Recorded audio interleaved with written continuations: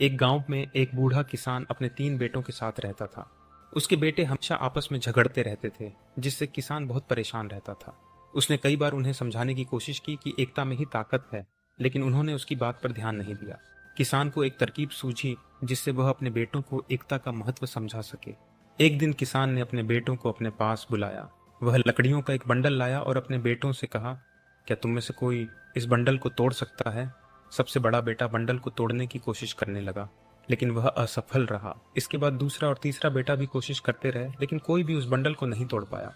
किसान ने बंडल खोल दिया और लकड़ियों को अलग अलग कर दिया। उसने कहा, एक एक लकड़ी तोड़कर दिखाओ। बेटों ने आसानी से अलग अलग लकड़ियों को तोड़ तोड़ दिया। यह देखकर किसान मुस्कुराया और उन्हें एक महत्वपूर्ण सीख देने का फैसला किया। किसान ने कहा, देखो, जब लकड़ियां एक साथ थीं तो उन्हें तोड़ना मुश्किल था, लेकिन जब वे अलग हो गईं तो तुमने उन्हें आसानी से तोड़ तोड़ दिया। इसी तरह जब तक तुम आपस में झगड़ते रहोगे, कोई भी तुम्हें नुकसान पहुंचा सकता है, लेकिन अगर तुम एकता से रहोगे तो कोई तुम्हें नहीं हरा पाएगा।